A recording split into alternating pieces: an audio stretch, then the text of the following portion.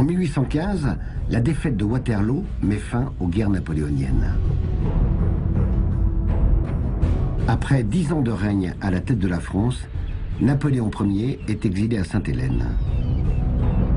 Tous les territoires qu'il avait conquis, c'est-à-dire une partie de l'Allemagne, les Pays-Bas, la Belgique et le tiers de l'Italie, sont perdus. La France retrouve ses frontières d'avant la Révolution et ses 30 millions d'habitants. Pendant une vingtaine d'années, depuis la Révolution avec l'Empire, en France, on a consacré l'essentiel de notre énergie à l'armement, à la guerre. La France, en 1815, est un pays très affaibli. L'agriculture n'est pas brillante et l'industrie est quasiment inexistante. À Paris, les royalistes reprennent le pouvoir. Il y a des frères de Louis XVI qui piaffent d'impatience et ils vont rétablir la monarchie. Le premier, Louis XVIII, règne 9 ans. À sa mort, c'est son frère, Charles X, qui arrive au pouvoir en 1824. Sous le règne de ces rois conservateurs, la France reste un pays rural. Les paysans représentent 80% de la population. Beaucoup. De ce point de vue-là, la France n'a pas beaucoup évolué depuis l'époque de Louis XIV et même avant. La France reste un pays essentiellement agricole, enclavé, où les Français connaissent peu de choses en dehors de leur village et de ses environs. Et c'est ça qui va changer dans le courant du 19e siècle. Ça va être une vraie révolution.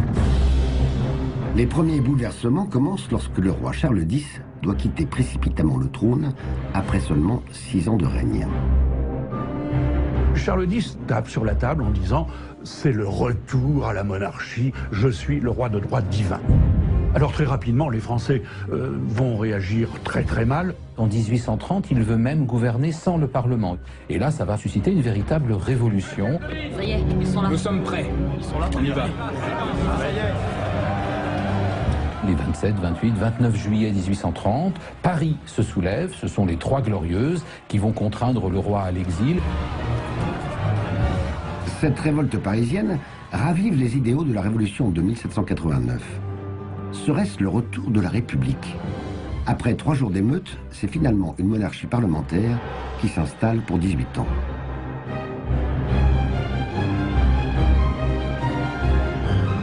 Mais le nouveau souverain n'a rien à voir avec les précédents. Louis-Philippe est le cousin du roi déchu, mais ses idées politiques sont radicalement différentes. Au début du siècle, il a vécu en Angleterre, alors en plein essor industriel. Il s'aperçoit que Londres est beaucoup plus pointu que ne l'est Paris au niveau économique. Tout se joue à Londres, la métallurgie c'est Londres, le textile c'est Londres. Londres a des longueurs d'avance dans tous les domaines. Louis-Philippe va moderniser notre pays pour lui faire rattraper son retard sur ses grands voisins, l'Angleterre, mais aussi la Prusse. C'est sous son règne que s'amorce ce qu'on va appeler la révolution industrielle. À peine monté sur le trône, il donne l'impulsion pour que le pays s'équipe d'un moyen de transport totalement nouveau, le chemin de fer. Cette technologie importée d'Angleterre va bouleverser la vie de notre pays.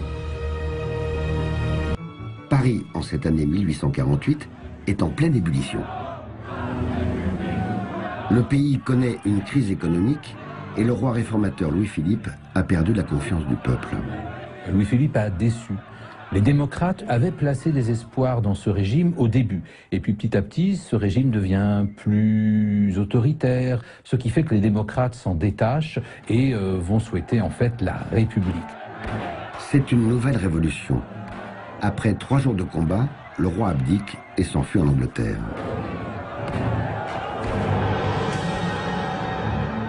Cette deuxième république ne durera que 4 ans.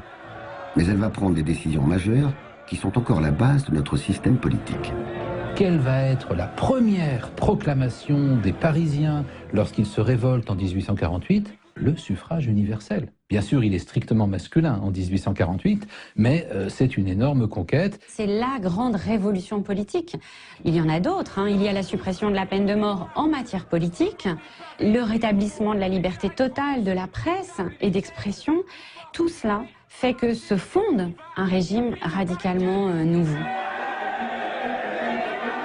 Et c'est aussi cette république qui abolit définitivement l'esclavage sous l'action du secrétaire d'État aux colonies, Victor Schœlcher. Les Français votent donc pour la première fois à une élection présidentielle. Et contre toute attente, ils élisent Louis-Napoléon Bonaparte, le neveu de l'empereur Napoléon Ier. Louis-Napoléon Bonaparte est un aventurier de la politique. Il a quand même l'image derrière lui de son oncle Napoléon Ier, car c'est le neveu de Napoléon Ier, et on lui fait volontiers confiance. Ce qui fait qu'il est élu au premier tour avec un score écrassant. Louis-Napoléon a aussi le soutien des privilégiés qui prospèrent avec la révolution industrielle. Je peux en prendre 2000 à l'essai. Les commerçants, les banquiers et les milieux d'affaires. C'est l'apothéose de la bourgeoisie. La grande bourgeoisie explose à ce moment-là et va régner sur la France et sur l'Europe jusqu'au XXe siècle. Site économique, richesse culturelle, la Deuxième République semble promise à un bel avenir. Mais elle ne va pas résister à l'ambition personnelle de son président. Louis-Napoléon Bonaparte voulait se faire réélire, ce que la Constitution lui interdisait. Au moment où approche la date fatidique d'un nouveau scrutin, eh bien, il y a ce coup d'État du 2 décembre 1851.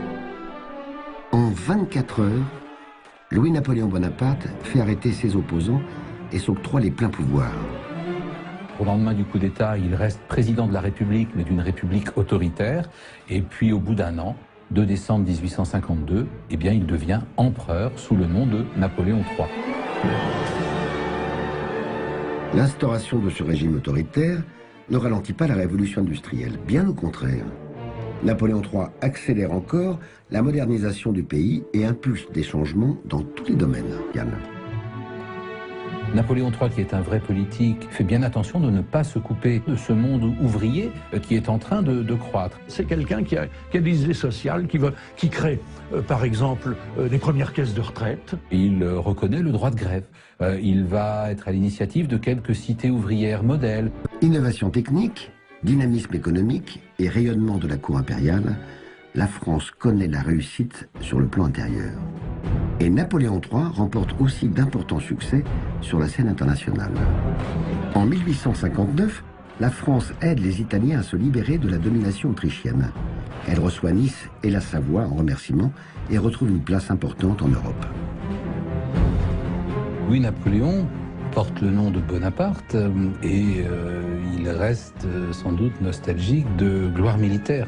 Son régime a obtenu des succès sur la scène diplomatique, avec par exemple l'unification de l'Italie, qui s'est faite vraiment sous la protection et l'égide de la France. Il pourrait s'en contenter, mais il y a ce rêve d'un empire. Avec la conquête de l'intérieur du Sénégal et la colonisation de la Kabylie en Algérie, la France renforce son influence sur le continent africain. Les expéditions en Orient aux côtés des Anglais aboutissent à la naissance de l'Indochine. Tout semble réussir à cet empire en marche. Au succès en politique étrangère s'ajoute une période de prospérité économique qui commence enfin à avoir des retentissements dans les...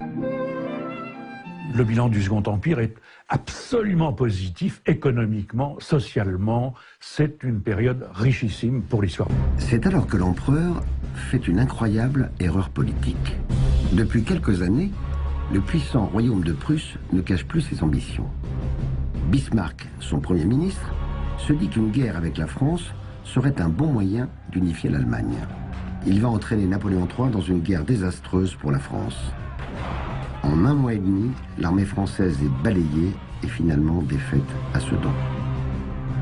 La guerre est lancée avec une incroyable légèreté, parce que l'armée française n'est pas prête à affronter une armée prussienne qui a en plus réussi à rassembler autour d'elle quasiment toutes les armées de l'Empire allemand. La guerre de 1870 est un désastre au cours duquel Napoléon III lui-même est fait prisonnier et qui entraîne et précipite la chute très rapide du Second Empire. Napoléon III abdique et s'exile en Angleterre. L'armée prussienne marche sur Paris, où la Troisième République est proclamée. Le gouvernement réfugié à Bordeaux accepte les conditions de paix imposées par les vainqueurs. La France perd l'Alsace et une partie de la Lorraine. Les Allemands victorieux proclament l'unité de leur empire dans la galerie des glaces du château de Versailles. Mais dans Paris, qui est toujours assiégé par les Prussiens, la population se rebelle et refuse de se rendre. Paris ne s'est pas rendu, Paris n'a pas été vaincu, et c'est le gouvernement légal qui va obliger les Parisiens à laisser les Prussiens entrer, et ça les Parisiens ne l'acceptent pas. Alors le peuple se révolte et décide de former son gouvernement, sa commune. C'est la fameuse commune de Paris. Après 2 mois d'insurrection, les troupes du gouvernement légal vont écraser dans un bain de sang cette révolte populaire. La Troisième République s'impose, mais elle s'impose au terme d'une décennie, en réalité très incertaine. En 1871, lorsque les Français votent pour leurs représentants, ils votent majoritairement pour des monarchistes, parce que la monarchie, c'est la paix. Pourquoi ne restaurent-ils pas la monarchie? Parce qu'ils sont divisés. Faute d'un accord sur le choix du futur roi, le régime reste républicain. Pourtant, l'opinion, notamment dans les campagnes, est très favorable à la monarchie, soutenue en cela par l'Église. D'autant qu'à cette époque, on assiste à un renouveau de la religion catholique. En 1878, Pasteur est fait grand officier de la Légion d'honneur. C'est un des grands hommes de cette Troisième République, définitivement consacré par l'élection de Jules Grévy à la présidence.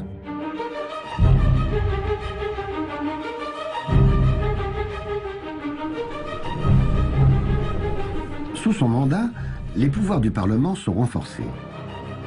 Marianne devient le symbole de la République et la Marseillaise, l'hymne officiel.